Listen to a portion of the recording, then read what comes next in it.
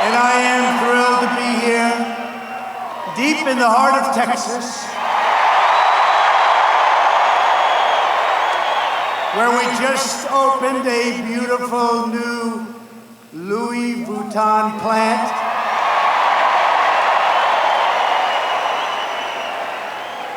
But I'm with the freedom-loving patriots of the Lone Star State. I love it.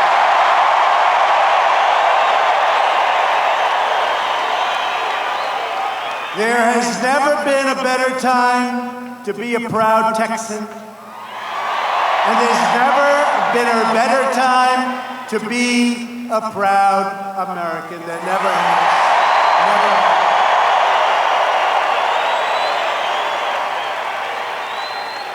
So I came from a small town, Alvarado, Texas, where we celebrated the incredible revival of American manufacturing, and we opened up some beautiful places. I'll tell you, this place is doing great, and created in a very short period of time an extra 1,000 jobs for Texas. Since my election, we've created 775,000 new jobs across your state, including 70,000 Texas manufacturing jobs. They said those jobs had disappeared, didn't they, huh? Hey, man. Our country is once again living by two simple rules: buy American and hire American.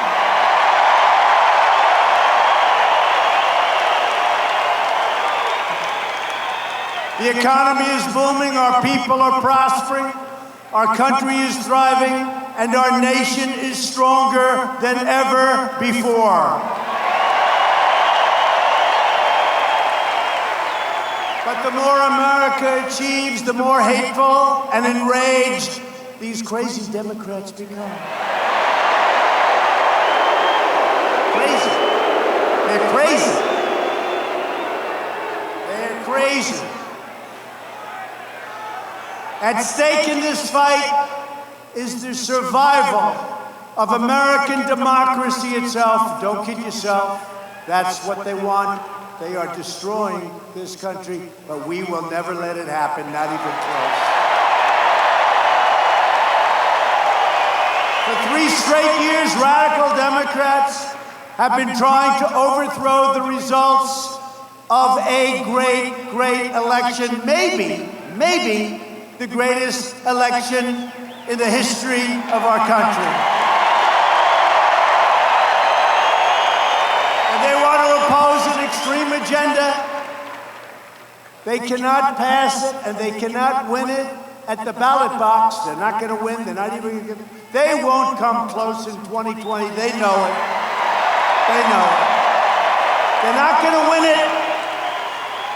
They say, let's see, what's another idea? What's another idea? How do we win this election?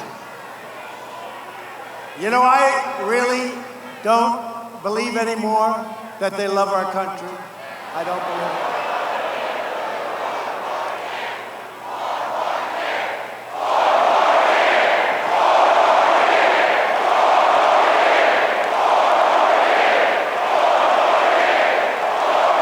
Crazy Nancy. Think of it. That crazy Nancy, she is crazy. And Shifty Schiff, how about this guy? How about this guy? He makes up my conversation, which was perfect. He makes up my conversation. He sees what I said. It doesn't play well because it was perfect. So he made up a totally false conversation with the Ukrainian president. And we caught him cold. Everybody knew it anyway. See, we did one thing. You always have to do the unexpected. They never thought I'd release the conversation with the Ukrainian president. I want to get him before Congress and I want to see what he has to say. You know, they say he has immunity. Why would you have immunity for outright fraud? Why do you have immunity? Why? He's a fraud. We're fighting a campaign against leftists, socialists, and globalists who want to return to reckless wars, open borders, rampant crime, and totally disastrous one-way trade deals. We're changing that one around very quickly.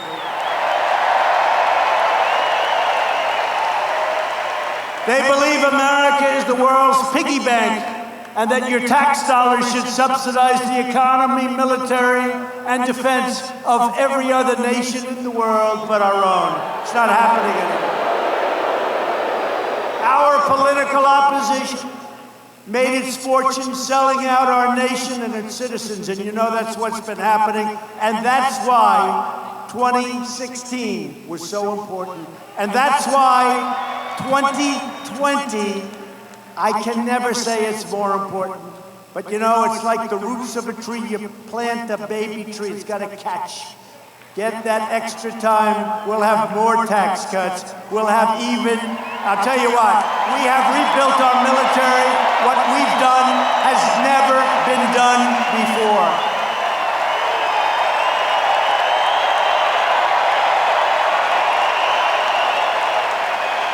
The do-nothing Democrats have betrayed our country, and that great betrayal is over. We are finally again, and we've been doing it now for almost 3 years. Can you believe we've been doing this for 3 years? Can you believe it? I've been a politician for 3 years. I can't believe that. I never thought I'd be called a politician. I don't like it, but it is what it is. But we're finally again putting America first.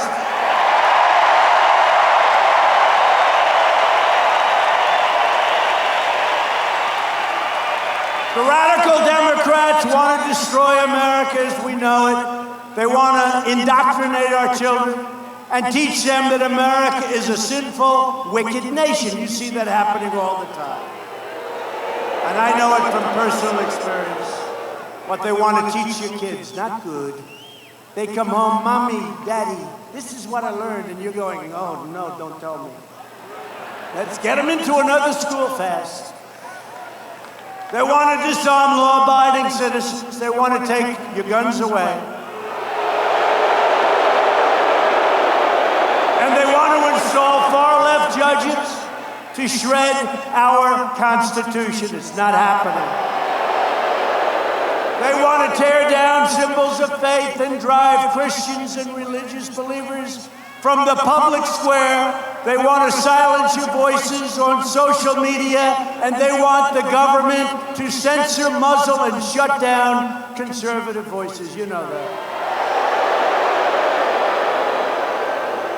If they didn't hate our country, they wouldn't be doing this to our country. They wouldn't be doing it because they know better. They know better. As an example, we're building a great wall along the southern border.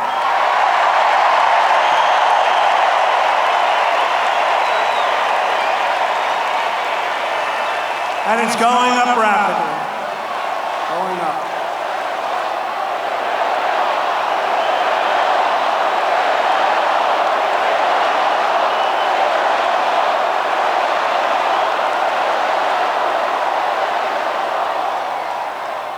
And you know, 5 years ago, almost every one of them wanted a wall.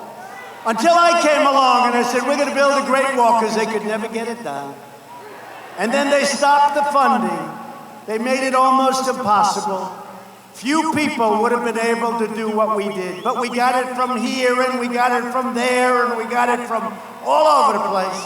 And we're building that sucker right now, and it's having a tremendous effect already. Not easy.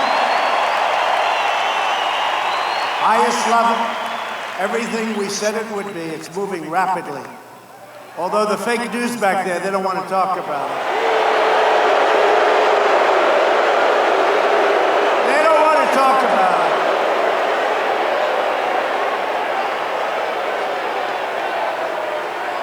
Look at all those cameras, you believe it?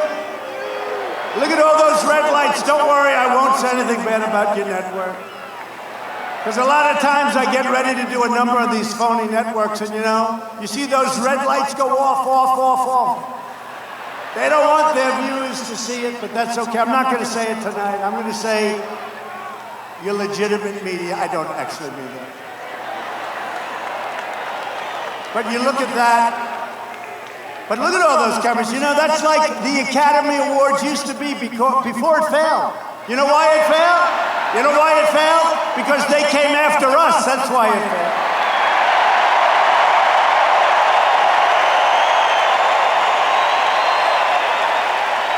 It failed because they had stupid people saying horrible things about us. Stupid. Stupid people. They are stupid people. And their ratings have dropped like a rocket. I love seeing it, I'm telling you. Love it.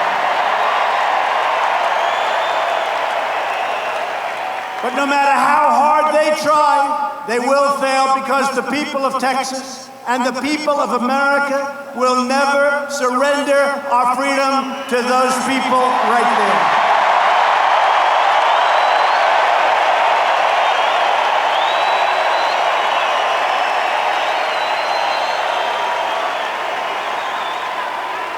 We will stand strong for family, faith, God, and for country.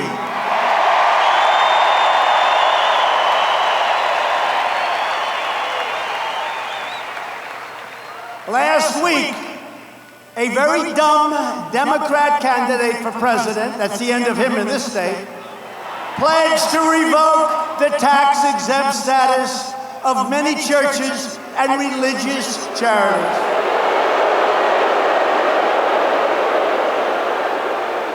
And by the way, that was after, a few weeks ago, he said, "Excuse me, we're going to take your guns away." That doesn't work well. And I called him right. Remember the flailing arms? Nobody noticed it. I noticed it. The flailer. You remember he was flailing all over the place. I said, "Why is this guy hot? John Cornyn's going to win so easily, just like Ted Cruz won. He's going to win. No matter what happens." But John Cornyn is not talking about Beto anymore because Beto, in a few short weeks, got rid of guns and got rid of religion. Those are not two good things in Texas to get rid of. And I will never allow the federal government to be used to punish Americans for their religious beliefs. And I will never allow the IRS to be used as a political weapon, except in the case of myself, where they use it against me. The radical left tolerates no dissent. It permits no opposition. It accepts no compromise. These people are crazy. And it has absolutely no respect for the will of the American people. First, it was the Russia hoax. Then it was the smearing, which continues, that disgraceful, disgusting smearing of a fine man, Justice Kavanaugh. And now they continue the outrageous impeachment witch hunt with nothing. With nothing.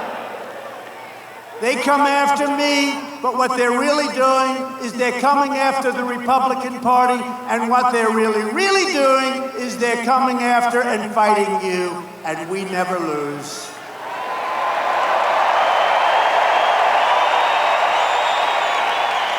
I'm fighting for everyone who believes in the values, traditions, and principles that have made our nation the greatest in the history of the world. And I have to say this, we are far greater now than ever before. You go back 4 years, you go back 7, 6, 8, even you go back into another administration, you go back 10 and 12 years. Where were you compared to where you are right now?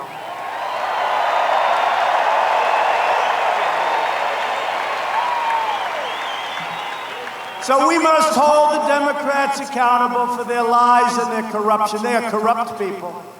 And we must show and vote and we have to go out and we have to win this election coming up. It's going to be a landslide, and we have to make it a landslide.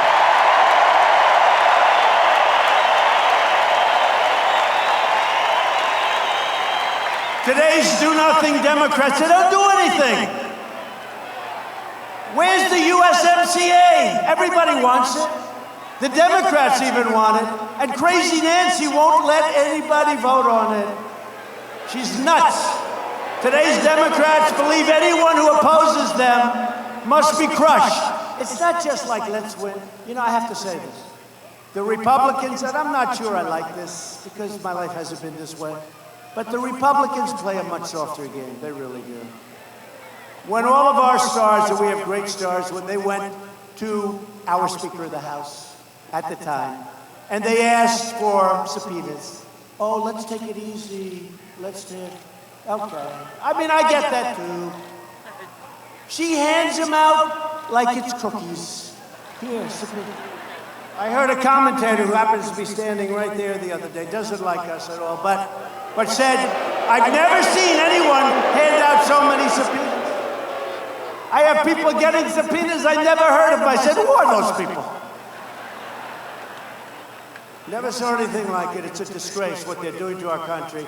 And we became, because of what they do, not the Republicans and not what we've done, because what they've done and what they see, when people come to my office, which is now the Oval Office, which is your office too,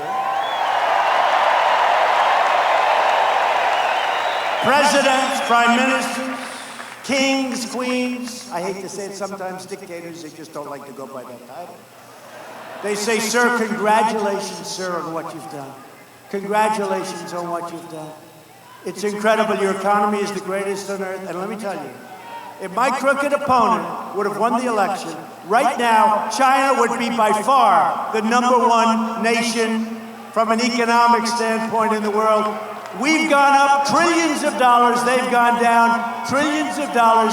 And we are so far #1, so far, that they'll never catch us if we are smart right here.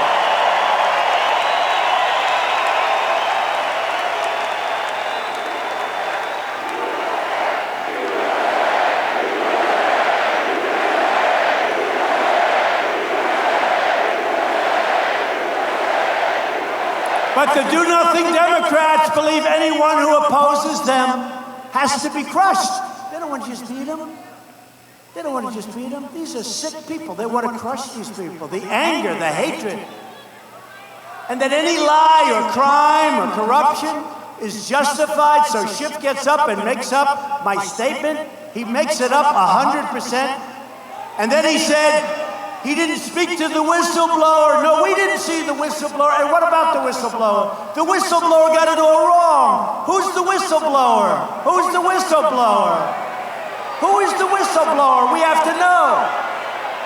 Is the whistleblower a spy? And who is the IG that did this? All he had to do is look at the tape or look at what they wrote down, the transcribed version of the phone call. Compare that to the whistleblower's account, and you see it had nothing to do with it. So why does the IG allow a thing like this to happen to our country? Why? Why? Got a lot of bad people out there, but one by one, we're advancing. One by one.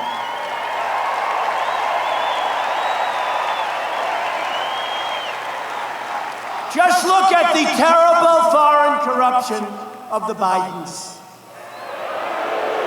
I hate to talk about him. You know why? I don't think the guy's got a chance. Sleepy Joe, I don't think he's got a chance.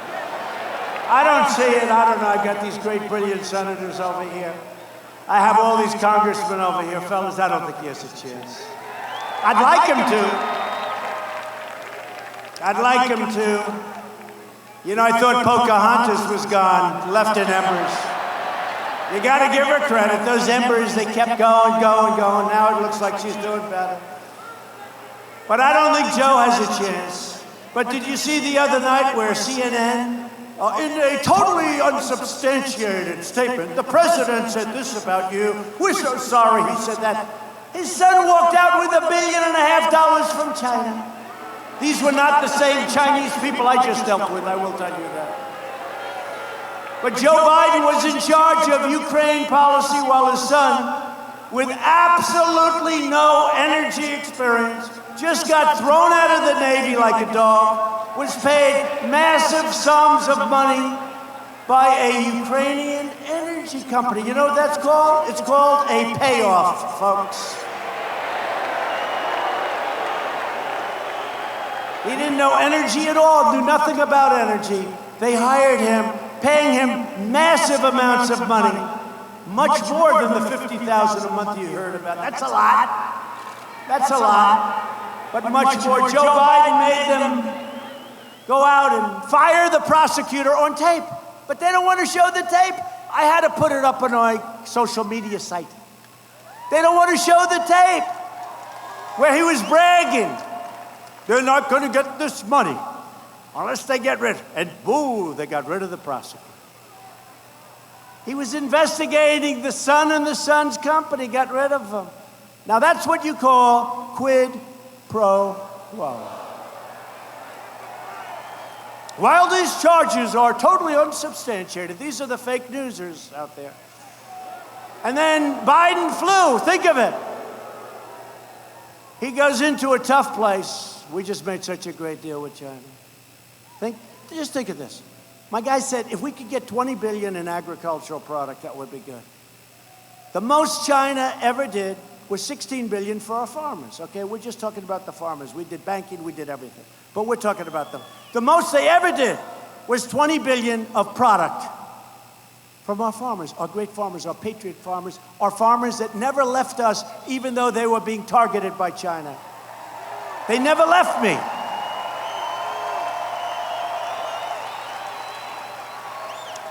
So they wanted 20 and China agreed. And I said, nope, no good. I want 50 billion, not 20 billion. 50. So my guys say, sir, we have a problem, sir. Our farmers cannot produce that much. It's true. I said, tell them to go out and get bigger tractors, right? John Deere case, Caterpillar, all American, only American tractors. We only buy American tractors. Go out and get bigger. So now China's agreed, they've already started buying. Hopefully the agreement gets signed sometime prior to a big summit that we have with President Xi and others in Chile. So that's in about 4 weeks. But think of this.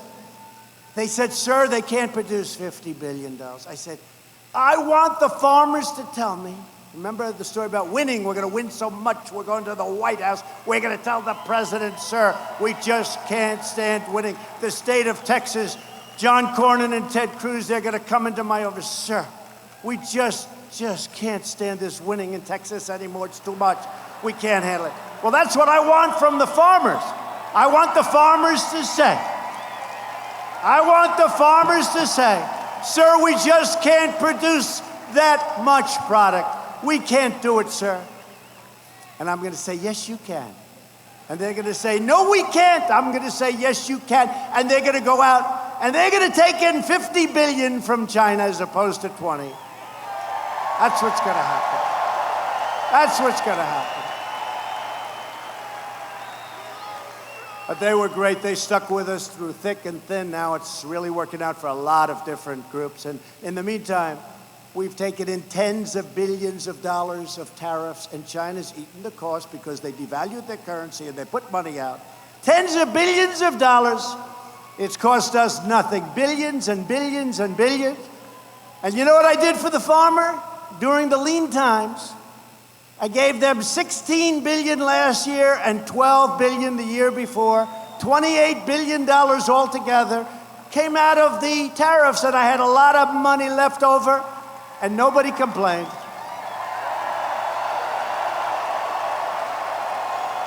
And you know, our farmers didn't want that money. Our farmers didn't want it. True story. Everybody comes for money. Countries come for, everybody wants money, right? They all want our money. The farmers said, sir, we don't want this money. It's a subsidy. We don't want it.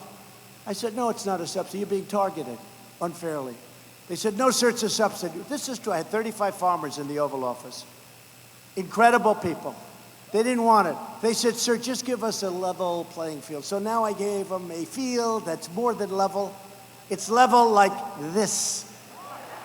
Nice and easy. Nice and easy. But the farmers, I call them the great patriots, the farmers. I never lost them. They always said, yeah, I'm in trouble, I got a problem, but this should have been done many, many years ago by other presidents and other leaders. And we lose, for many years, $500 billion a year with China. And many other countries, we lose billions. We lose with everybody, but that's all changing now. But we lose 500 billion, not million. 500 million's a lot, right? We lose 500 billion. And you know what? It's a disgrace that that was allowed to go on for 25 years. It was a disgrace.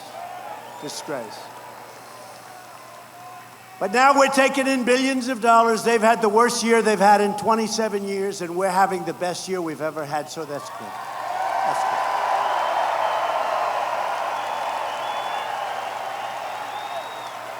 So Biden flew with Hunter on Air Force Two. They flew to China. Hunter walked out of the plane, had a quick meeting, walked away with $1.5 billion, and these characters back there said, oh, that's okay, there's no problem. Can you imagine if Don or Eric Trump or Ivanka Trump, who's here someplace, right here,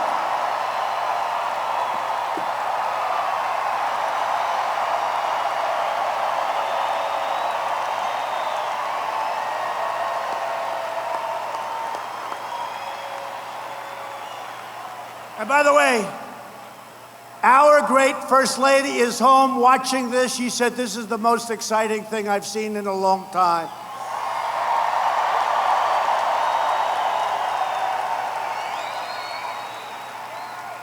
She's a great First Lady, doing a great job. She's doing a great job. We're doing a great job. The whole country now is doing a great job. So Biden takes $1.5 billion and he goes on and he allows China to rip us off. Remember he said a year ago, no, China's good. They've done nothing wrong. They're wonderful people. They are wonderful people. I don't blame China, by the way. I blame our leaders for allowing this horrible you-know-what and pillage. It's the R word. You-know-what and pillage. You know what word I'm talking about, right? I don't want to use it because they'll say it's a horrible word that Trump used. So the Bidens got rich while America got robbed. Tonight, we forcefully condemn the blatant corruption of the Democrat Party. And nobody ever pays the price with the Democrats. They're so deep-seated. They never pay the price. They never pay, but maybe soon that will start. You know, we've had a lot of Obama people and Clinton people and some, to be honest with you, we've had some pretty bad Republicans down deep that didn't exactly love us. But slowly they're getting out. They have all sorts of protections, but so he says, get rid of them. Yeah, we're trying.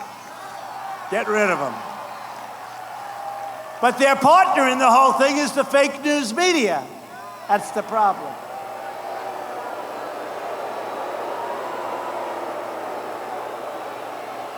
Because the Democrats and the fake news media, it's a partnership, remember that, and you see it all the time. And I've never seen it to this extent. You know, when I won in the primaries, and then I won the election, I was treated horribly by the media, horribly. And then when I won the election, we had the greatest night, one of the highest rated nights in the history of television all over the world.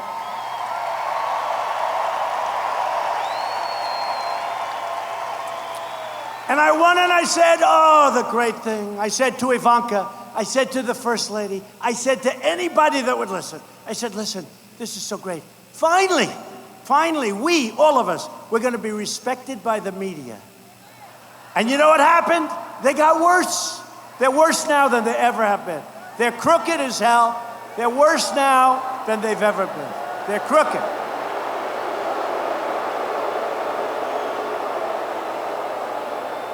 The only message these radicals, and they are radical lefties, will understand is a crushing defeat on November 3rd, 2020. Save that date.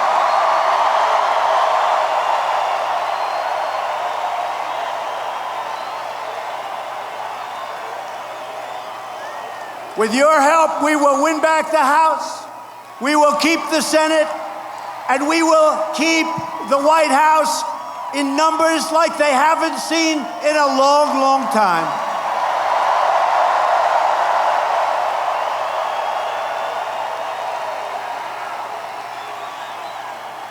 Joining us tonight are many terrific Republican leaders, and they are terrific.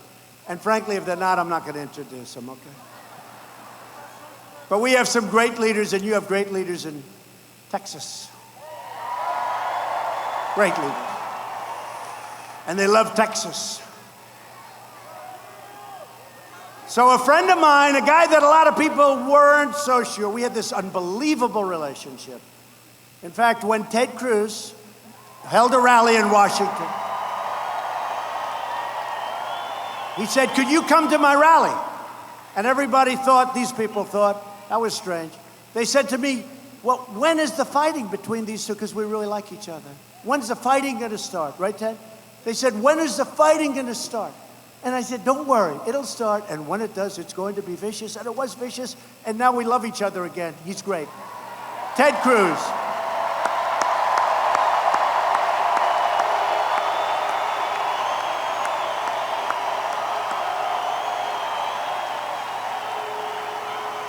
And he had a great victory against a man that spent almost $100 million. That's a lot of money.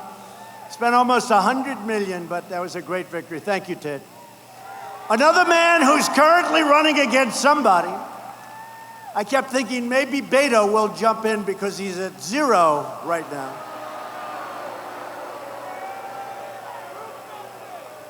We hope he's going to jump in. Remember, no religion and no guns. I think that's not good. Oh, and I think he's like pretty light on oil production, too. But a man, and John, I have no idea who you're running against, but nobody's going to be able to beat John Cornyn.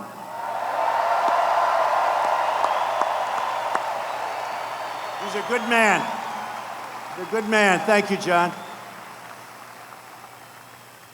And we have a lot of Congress people here. We have a woman who's fantastic, who's been a fan of ours right from the beginning, Kay Granger.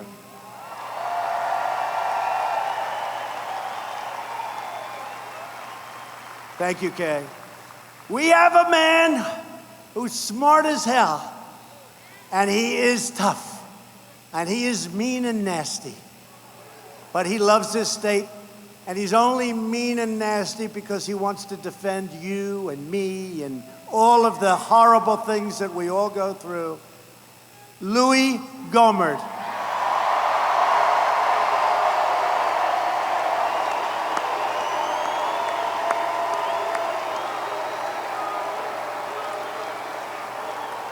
Louis. He's a great guy, been a great friend of mine.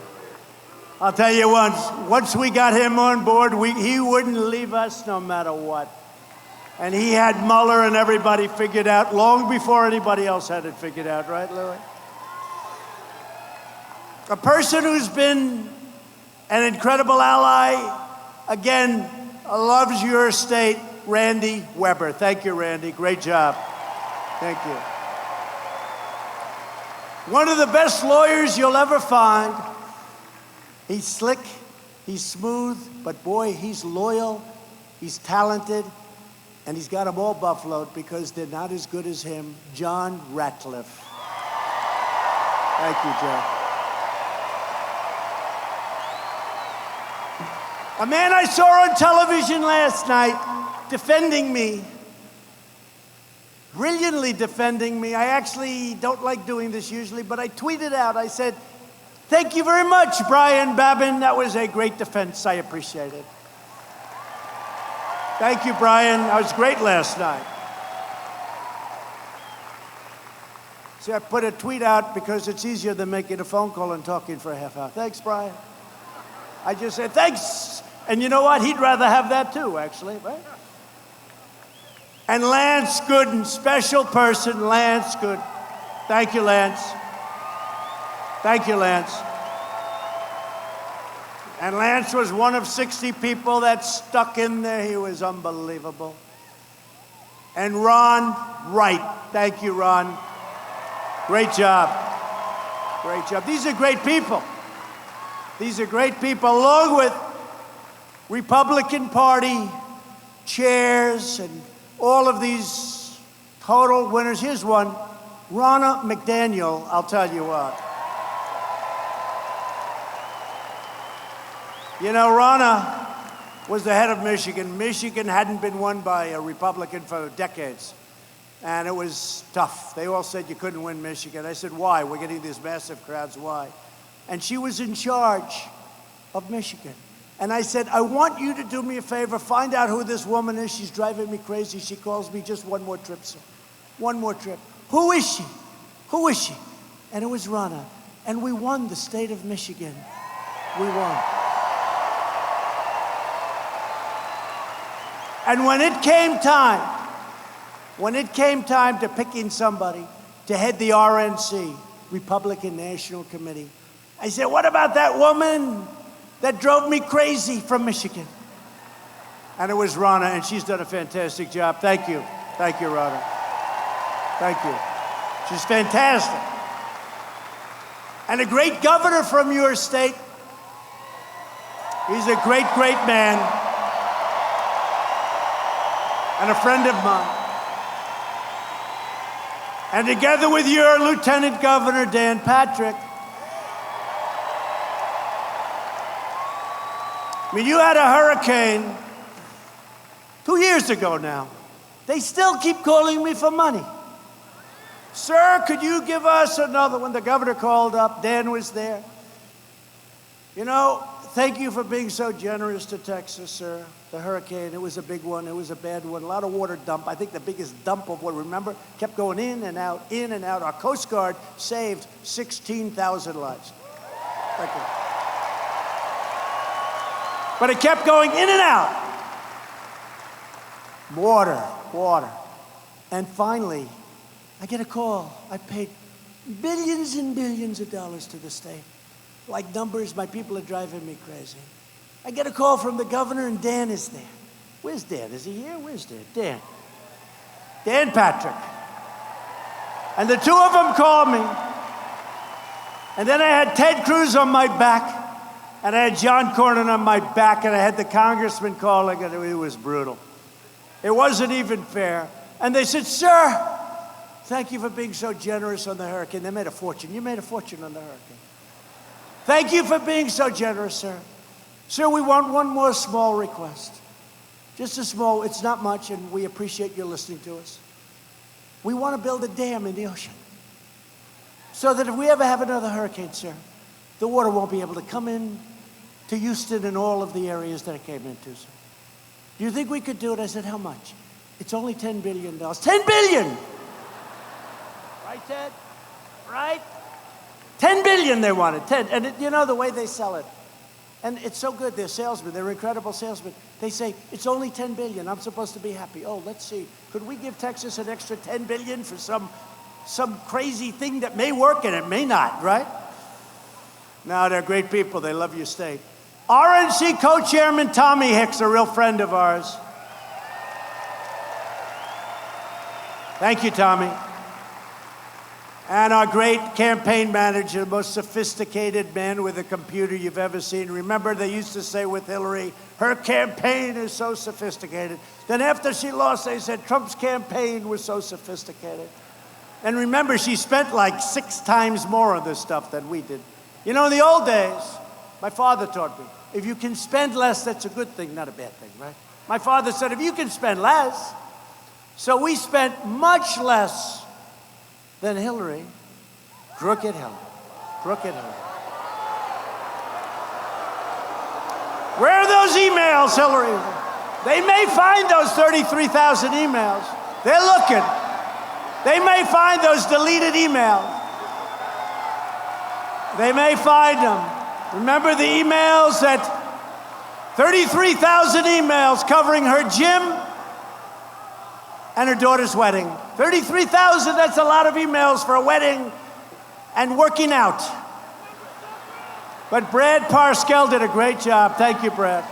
Thank you. Thank you, Brad. And Secretary of Commerce, one of the legends of Wall Street. He was really like amazing, and he is doing an incredible job. Wilbur Ross. Thank you, Wilbur. Smart guy. And a friend of mine, he's another one. He was so tough. He was nasty, man. Boy, he hit me during the campaign. I said, that guy's ruthless. And when it was sort of over, there was nobody more gracious. And I called him. I made him Secretary of Energy. He's done a phenomenal job. And Rick Perry couldn't have done a better job. Really.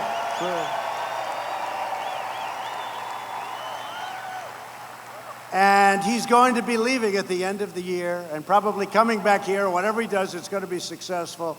But he spent 3 years with us, and I want to thank you, Rick. What a job you've done. Thank you. What a job he's done. He was also a great governor of Texas, that you know. In everything we do, we're fighting for the faithful citizens of this country. This includes putting a stop to the catastrophic era of endless wars. Endless wars. They don't stop. They don't stop. They go on forever. We become policemen. We end up becoming police. We're policing these countries. That's not what it's about. We've spent $8 trillion in the Middle East. Thousands of American soldiers have lost their lives. Tens of thousands more have been severely wounded. And in all fairness, the other side has lost millions of people. Millions of people. Think of it. These wars brought mass chaos, instability, destruction, and death. Today, we choose a different path. We had tremendous success today. I don't know if you've seen.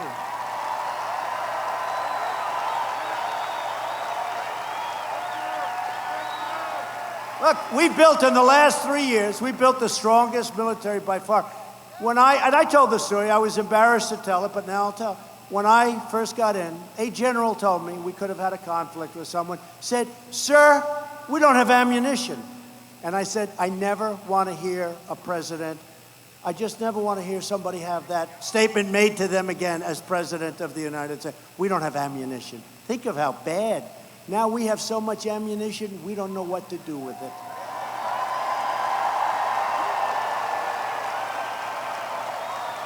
And as you all know, I guess you've been watching today, I sent Vice President Pence and Secretary of State Pompeo to lead an American delegation to meet with President Erdogan of Turkey.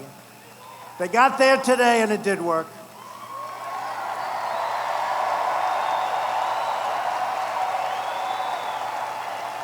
Without spilling a drop of American blood, not one drop of American blood.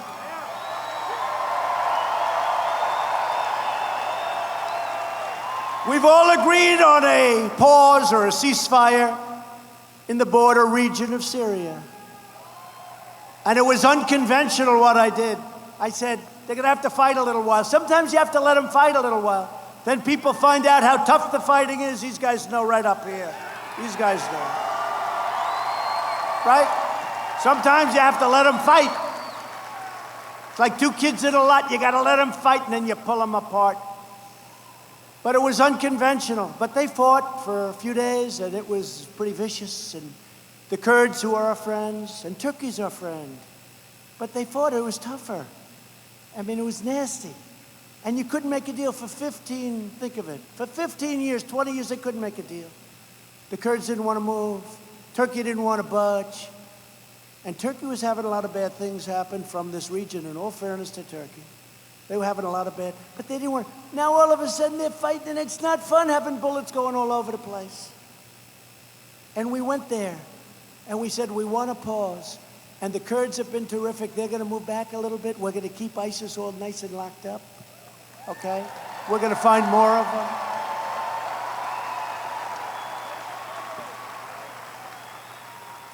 And Turkey's all set, and President Erdogan was great, and we're going to take the worst sanctions and tariffs and everything that I put on the country. We put the worst. I mean, I don't think they could have economically survived, but that doesn't matter. President Erdogan was a gentleman. He understood it. But without a little tough love, you know what tough love is, right? Without a little tough love, they would have never made this deal. President Obama lost 1 million people in the area. 1 million people. 1 million people.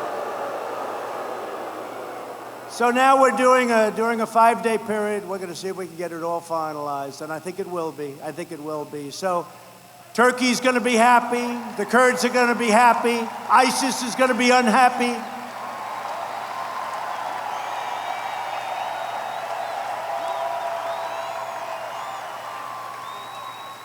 We'll deal with whoever we have to deal with, but we'll get it done, and it's a great tribute to a lot of very talented people. And thank you to Vice President Pence, and thank you to Mike Pompeo. Good job. Good job. And they're traveling back to our country by night. They're traveling back, and they'll be back soon, and we'll have a big conference on it. But it was a terrific thing, and we've taken care of a lot of religious persecution. We added that in. A lot of things are in that agreement that nobody ever thought possible. So we have to fundamentally change our approach to homeland security. As an example, in that example, nobody would have ever done that. You have to be a little bit different to do it that way. I took a lot of heat, even from some of our congressmen, even from some of our senators, but now they're all happy, and I'm happy with them. I'm happy with them. Now, I don't know what about the Democrats. The Democrats will say, oh, what a terrible. Anything we do, the Democrats will criticize. If I said, like on the China deal, we get Beijing for $1, they would say, what a terrible deal. It just doesn't work with them. You know, the wall, we spent so much time with them on the wall. And I realized about 2 weeks ago, all I had to do was say, we will never build the wall. And they would have come through and they said, we demand that you build it. It would have been so much easier. Right? Would have been so much easier, Ted. Would have been so much easier. American combat troops should not be at the center of ancient sectarian conflicts all over the world. Bring our soldiers back home. Bring our soldiers back home.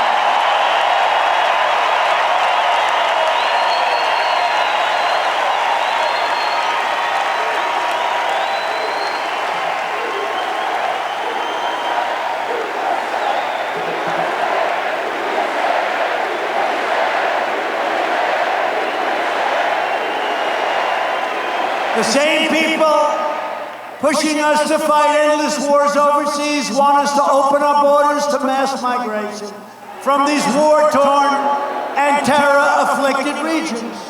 Their policies would import terrorism right onto our shores with American-issued visas. Oh, isn't that wonderful? And by the way, the Democrats want open borders. They want everybody to flow in. They want those caravans to flow in. The caravan. And they wouldn't get rid of the loopholes, but you know what? Mexico's been great. Mexico today had 27,000 soldiers on our border. And we stopped this horrible migration of people. And many of them are bad people. You know, when countries send them up, they're not sending their finest. Okay? Use your heads. They're not sending their finest. You got to see some of the people. But now we send them back. And by the way, ICE is fantastic. They've taken out thousands and thousands of MS-13 killers. They've taken thousands of killers and brought them back. And now we've made deals with Guatemala and Honduras and El Salvador and Mexico. But we've made deals now where we can bring back. There are 45,000 people waiting in Mexico, but it's going to be very tough for these people ever to get back. When did you ever hear that? Used to have no people waiting in Mexico. They just flood. Our borders are getting strong. When the wall is complete, they'll be as strong as any borders anywhere in the world.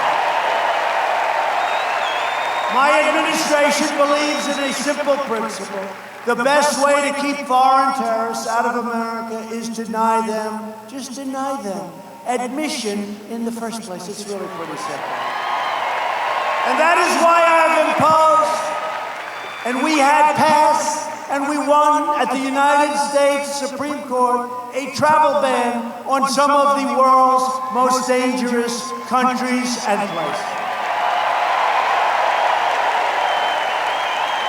But if Democrats seize power, they would throw the floodgates wide open, wide open. We would have people coming into our country. Look at what's going on in California. The people of California don't want it. They say, come into California. We'll give you free health care, free education. Why wouldn't I may even move to California if they keep going. No, but all it does is it brings everybody in. What's wrong with these people? We're rebuilding our military stronger than ever before, and we are not going to deplete it again on stupid, senseless, endless wars.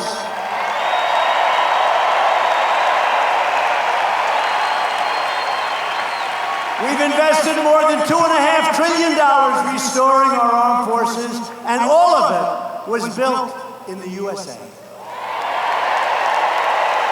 And that includes approving the construction of almost 200 F-35 fighters, stealth. And many of them are built right here, you know that, right? In Fort Worth.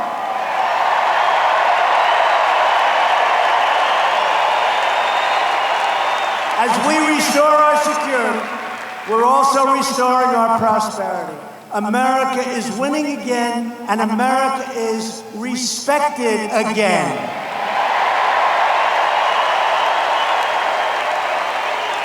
And by the way, I have to say that. So outside, they have close to 30,000 people. And I wonder if I could ask the fire marshal, fill up this little area, let them in. Do something. You know, they have a certain max.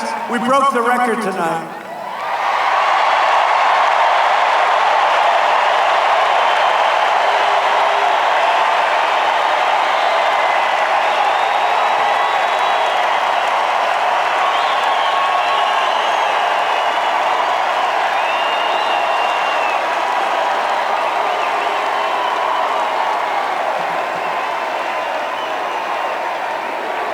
Good place.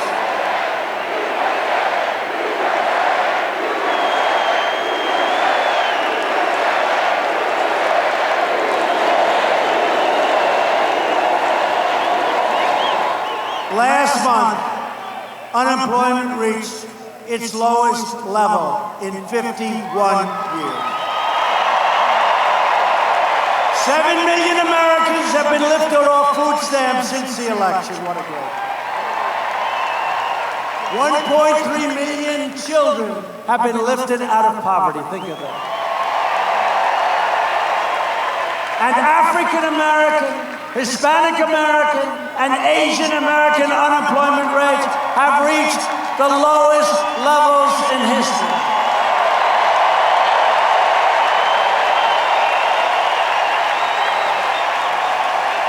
Our great Hispanic American population has reached a poverty level which is an all-time low in U.S. history. And after years of stagnation, wages for Hispanic Americans are rising fast, up nearly 8% since my election, and everybody in the fake news would have said that's absolutely impossible. Median income, think of this, median income for Hispanic Americans has surpassed $50,000 a year for the first time ever. With Republicans in Congress, we passed the largest package of tax cuts and reform by far in American history. By the way, the Democrats want to raise your taxes, you know. I don't mean a little bit.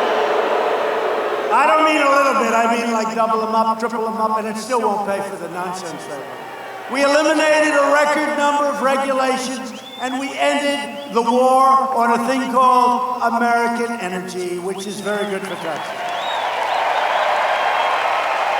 Since my election, natural gas production in Texas has increased 35%, and oil production has increased by 60%, 60.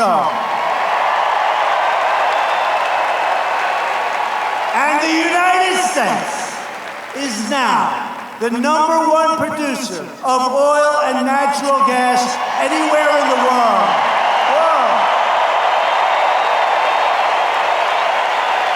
Yet every major Democrat running for president wants to abolish all production of oil and natural gas. I think they want to go to windmills.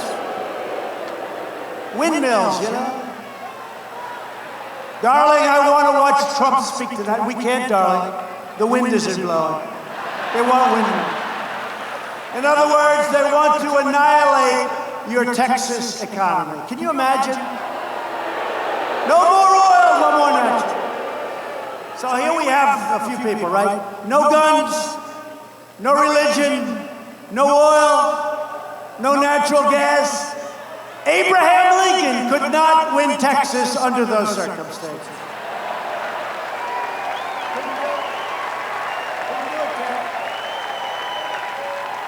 Couldn't do it. Louis, Abraham Lincoln, honest Dave, couldn't do it, Louis, really? Remember, I used to say I could be more presidential. Look.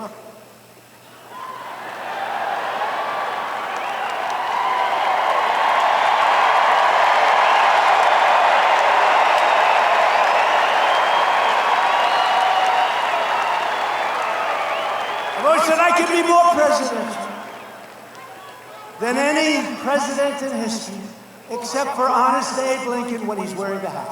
That's tough. That's tough. That's a tough one to do. No, it's much easier. Being presidential is easy. All you have to do is act like a stiff. Look.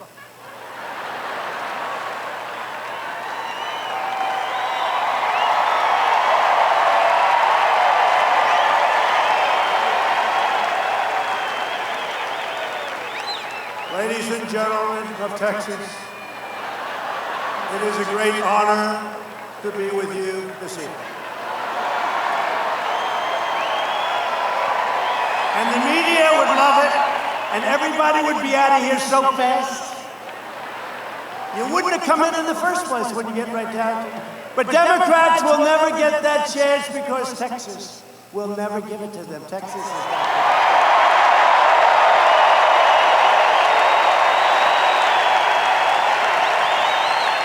Remember in the last election, they said, these phonies in the back, they said, Texas is in play. They said Utah's in play too. And I came here, we had rallies like this, thousands of people outside that couldn't get in.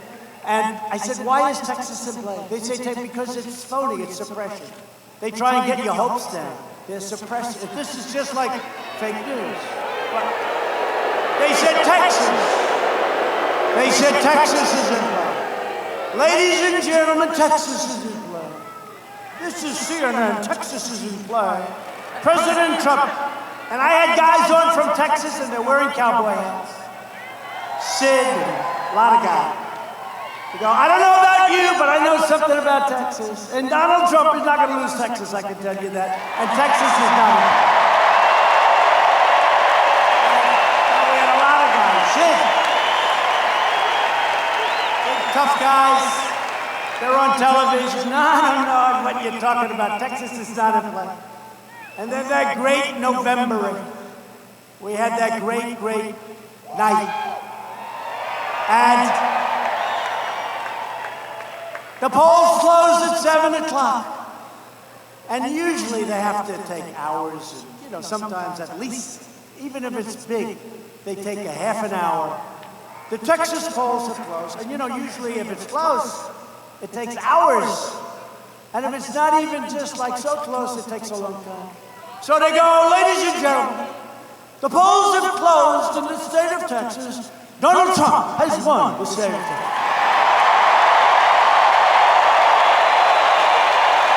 Right? Donald Trump. The polls have closed in Utah. Remember the guy with the shaved head? He was going to be my competition. Even Hillary beat him. Now he's on these talk shows knocking the hell out of me all the time. No, even Hillary beat this guy in Utah, right? Hillary came in second. I came in first by a lot, but that was another one. Too close to call. Except, ladies and gentlemen, Utah, the polls have closed. Donald Trump has won the state of Utah. This is in the same state. And we won by a lot. We won by a lot. And we won Florida, and we won South Carolina, and we won Georgia, and we won North Carolina, and we won Pennsylvania. We won a lot. Remember these phony people? There is no way to get to 270. You had to get to 270. So I kept going to Maine. I love Maine. But Maine 2, you get 1. It's cut in half. Maine 2, you get 1.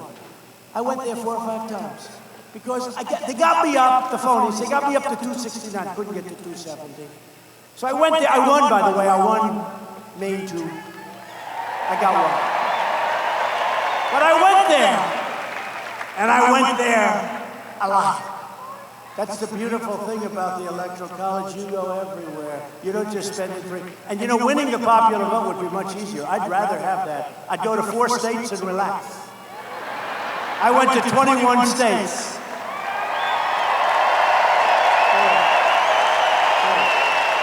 I used to be a believer in the other, but I think winning, it's like you're a track star. You're working out for the 100-yard dash or the mile. It's a different form of training. It's a different form. But we did great. They said, he cannot get to 270. And they were right. We got to 306.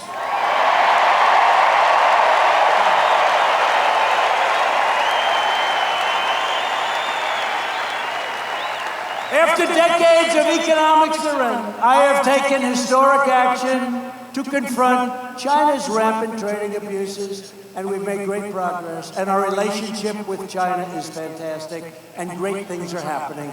You watch. They get it now. They get it, and a lot of good things are happening. We're replacing NAFTA with disastrous. I mean, it's been, to me, probably, I used to call it the worst trade deal in history. I think the world trade has been WTO, one of real beauty, World Trade Organization. That's a real beauty.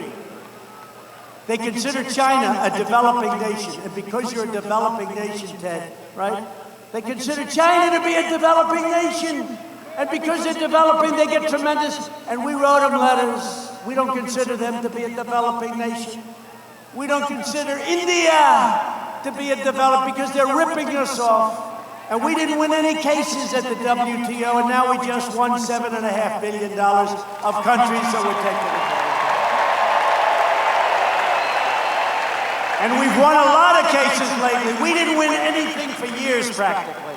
Now we've won a lot of cases. You know why? Because they know I'll leave if they don't treat us fairly. They know. And then the piggy bank is gone, where they all rob from. We're replacing the NAFTA disaster, and we have to get this crazy Nancy Pelosi to put this thing up for a vote. We have to get it. And the USMCA is a giant victory for Texas farmers, ranchers, manufacturers, workers, and oil. The Democrats should pass it. Overwhelmingly, they will. But Nancy has to put it up for a vote. Do nothing, Democrats. Do nothing. Nowhere is the Democrat betrayal of our nation more dramatic than on immigration. In recent debates. Did you see these debates? You believe what I'm competing with? I don't know, when I had to compete with Ted Cruz, that was brutal. You know, he was the national debate champion. Story I've never told. I never did that before, right? I ran for office. All of a sudden, I'm supposed to be debating tomorrow night.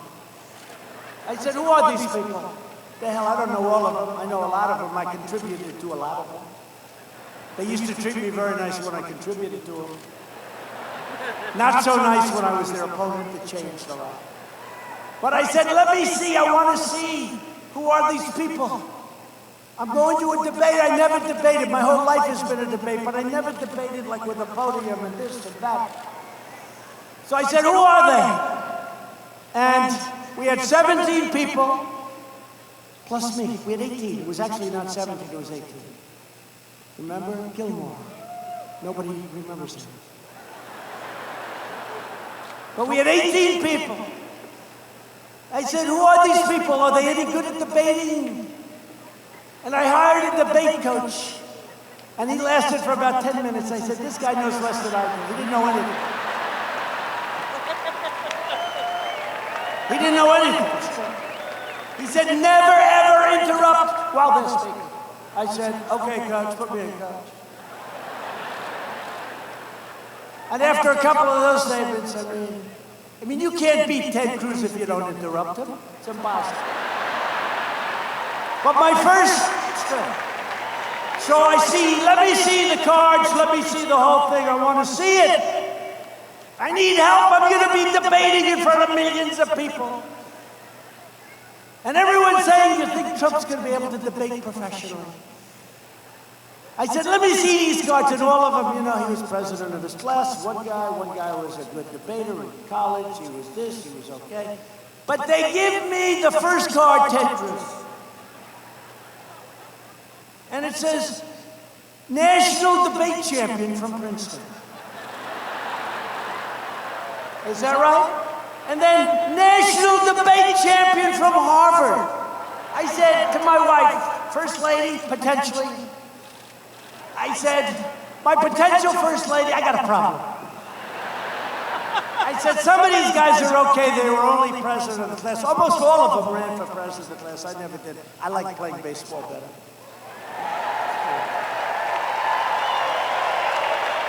But I said, Melania, and I called Ivanka. I called my kids, I said, I got a problem. Ted Cruz was the national debate. He was the #1 guy in college. He was the #1 guy in law school. How the hell do I beat a guy that's that good at debating? But we came out okay.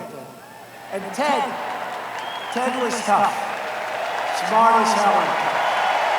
Tough.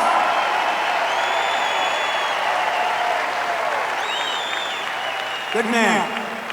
But it is true. The first card I looked at, seriously, was Ted Cruz, and he was literally, I mean, national debate. He was the best in all of college and in law school.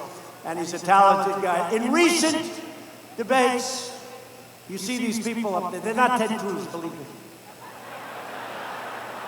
Hey, Ted, you should turn Democrat. You would win in that group, right? No? He said, I don't think so.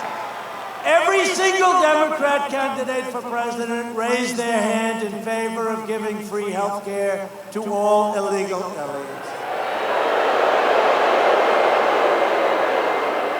They want to give more to illegal aliens than they give to American citizens. You see that?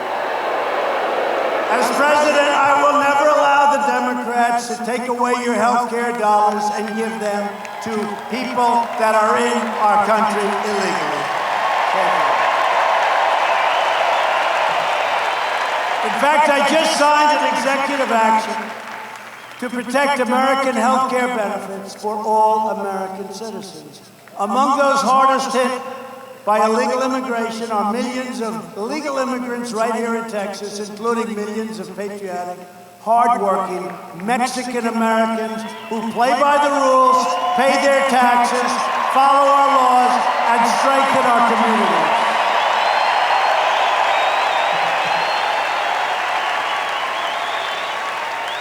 Whether you are a first generation or 10th generation, and every American citizen, and you've been treated so badly, but you're not being treated badly anymore, you know? We got rid of the individual mandate from crazy Obamacare. Every American citizen deserves a government that defends your jobs, your safety, your family, your borders, and is always loyal to you for a change. We're loyal to you. My administration has reduced illegal border crossings by over 60% since May, and that's with no help from the Democrats. They won't close up the loopholes. They won't close the loopholes, and we can do it in 15 minutes. And we're building the wall, and we're doing all of these things, but the Democrats won't close up the loopholes. You know what the loopholes are, right? How about catch and release? You catch them. You say, hello, darling, how are you? Could you please give us your name and phone number? They don't have a phone. Could you give us your address? They don't want to have an address that's in Honduras. Could you please give us your address and your name? They can't. They said, that's okay. We catch and we release. And they go into our country. And then we are getting them out of the country. And you know what? Some are very good people. Some are unbelievably dangerous and bad people. And we're focusing on the bad, and they're getting the hell out of our country, okay? While we're fighting for shared priorities, the American people, the Democrat Party, has never been farther outside of the mainstream. They've gone nuts. Every Democrat running for president is pushing a health care agenda that would utterly eviscerate Medicare. My administration will always protect Medicare for our beloved seniors, and we will always protect patients with pre-existing conditions. Our ambitious campaign to reduce the price of prescription drugs has produced the largest decline in drug prices in over 51 years. People don't talk about it. The press will not talk about it. We have news conferences. We tell them this, they will not put it in the press. You have no idea how dishonest the media is. You have no idea.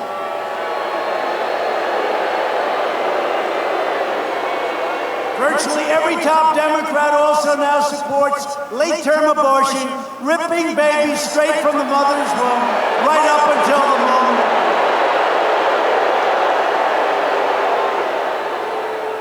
And that crackpot governor from Virginia executes the baby after birth. You saw that? After birth. You remember that one from last year. That's why I've asked Congress to prohibit extreme late-term abortion. Because Republicans believe that every child is a sacred gift from God.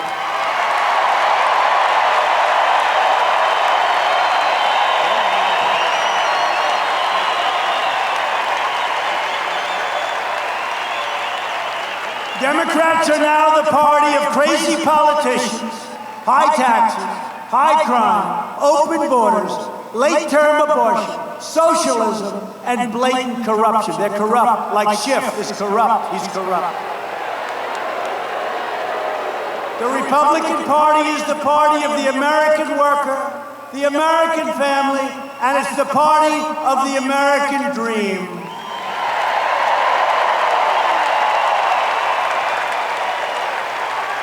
It's also the party of honest Abe Lincoln. We forget that. We got to use that more often. Honest Abe. I like honest Abe. We've confirmed. He says honest Donald. Thank you. Explain that to them. You're right. We've confirmed 152 federal judges to apply the laws written, including 2 Supreme Court justices, Neil Gorsuch and Brett Kavanaugh.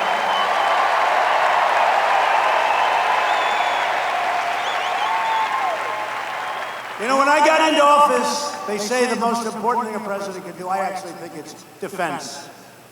But they say is the appointment of federal judges. So when I got in, always when you get in, there are none. How many do you have? I have none. None. So I got in and say, how many federal judges do I have? Sir, you have 142 federal judges.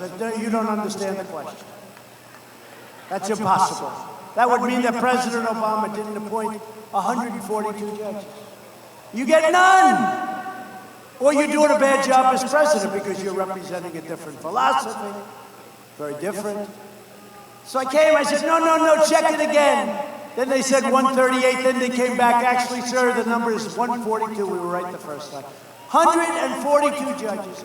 Within 2 months, we will have John and Ted and all of these great congressmen. We will have passed 182 federal judges.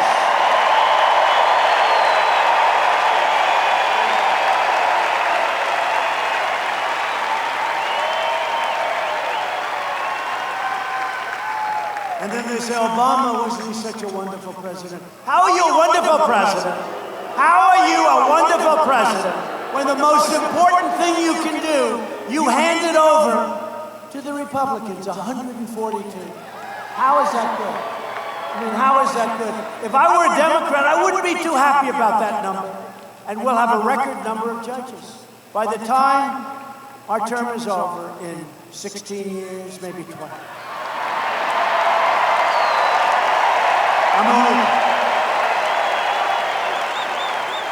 I'm only kidding, because every time I do that, they say, see, he's assuming control. We have this crazy guy on television, and he goes, you know, he's talking to a guest. He goes, you know he's going to win, don't you? You know he's going to win. I mean, we've done a good job. He should be happy. But he said, our military, our schools, our this, everything. He says, you know he's going to win. And the guest goes, well, no, well, we're going to fight, we're going to fight. No, he's going to win. And you know, he's never leaving. You know that, don't you? He's never leaving. He's never going to leave. And I thought this wacko was kidding. You know, he's a comedian. I thought he was kidding. He's serious. He really believes it.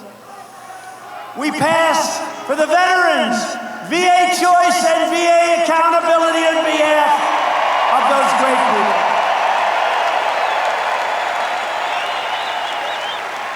They've been trying to pass it for almost 50 years. They couldn't get it done, but those guys right there and me, we got it done. And to protect America's security, I withdrew the United States from the horrible, one-sided Iran nuclear deal. I recognized Israel's true capital and opened the American embassy in Jerusalem.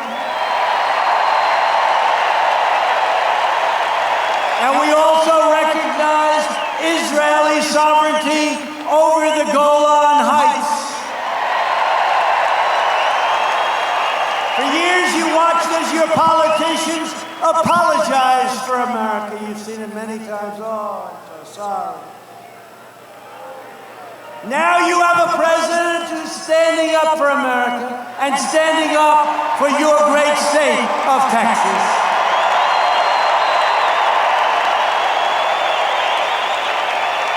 You must never forget the 2020 election is about one thing, and it's coming up fast. It's about you. It's about you. One thing about you. I'm doing this for you. You know, we had, in 2016, I really believe it was maybe the greatest election. I guess George Washington was good. But that was easy. And by the way, he did even better percentage-wise in judges than I did. He had 100%. But we could have 50%. That's not bad. And I had many more than he had. So I guess you got to give George Washington, what do you think, Ted? You got to give him something. I'd say, Honest Abe, that was a pretty good election, right? Andrew Jackson, they say ours stopped Andrew Jackson. But Andrew Jackson was a good election. But we had among the greatest elections of all time. But we have to now cement that election. Got to cement it.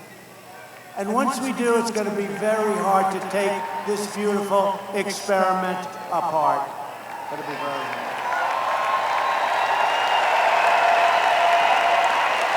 Because it's all about your family, it's all about your future, and it's all about the future fate of our great country. So important. With your help, we will lift millions of more citizens from welfare to work, dependence to independence, and poverty to prosperity.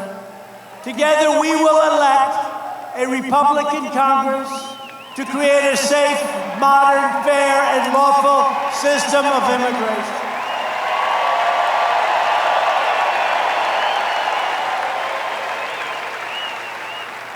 And by the way, thank you, Robert Jeffress, for being here wherever you may be in this massive.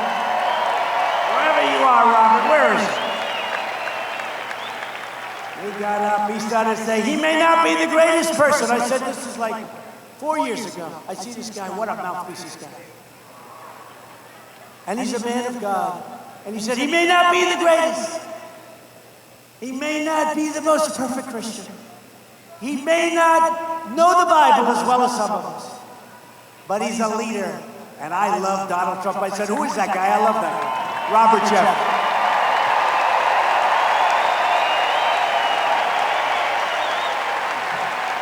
He's a great guy.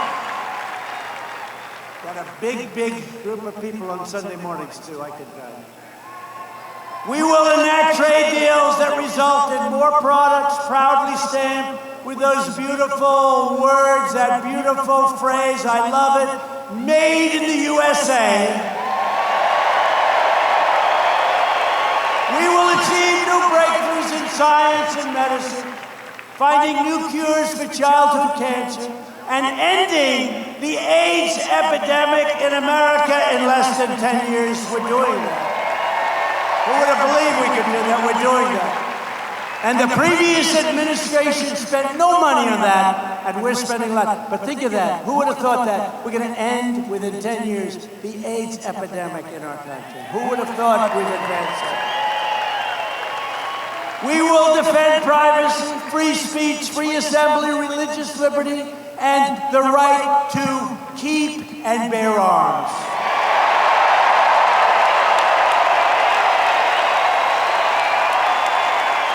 Above all, we will never stop fighting for the values that unite people all across our land and throughout the great state of Texas. This is a great state. We support, protect, and defend the Constitution of the United States. We stand with the incredible heroes of law enforcement. Thank you.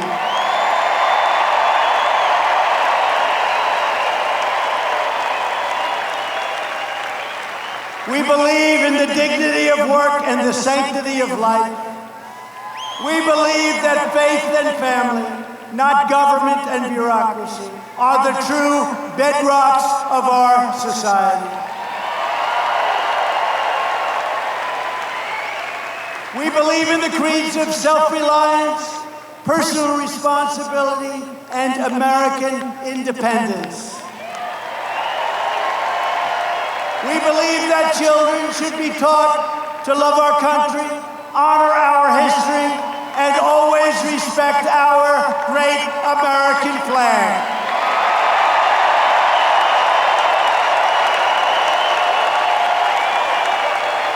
Loyal citizens like you help build this country, and together we are taking back this country, our country.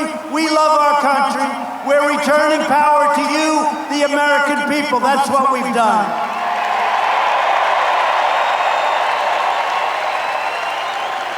From Dallas to El Paso, from Houston to Austin, from the Red River to the Rio Grande, this state was settled by some of the toughest men and strongest women ever to walk on the face of the earth. Texas.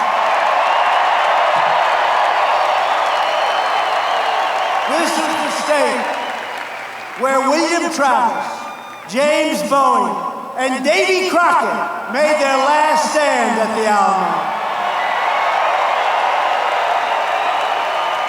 This is the state where a small band of patriots at the Battle of Gonzales, armed with a single cannon, stared down a foreign army and declared, "Come and take it."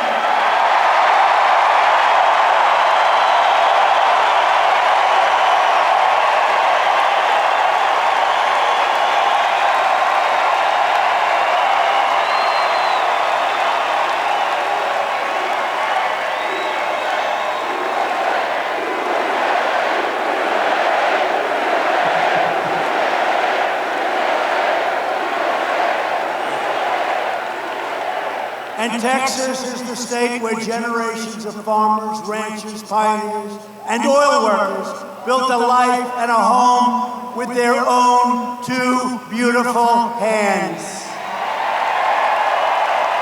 They didn't have a lot of money. They didn't have a lot of luxury.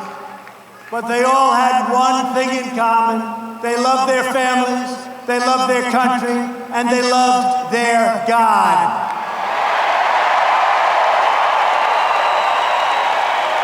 These courageous Texas patriots did not shed their blood, sweat, and tears so that we could sit at home while others tried to erase their legacy, demolish our liberty, and destroy our proud American heritage. We will never, ever allow that to happen.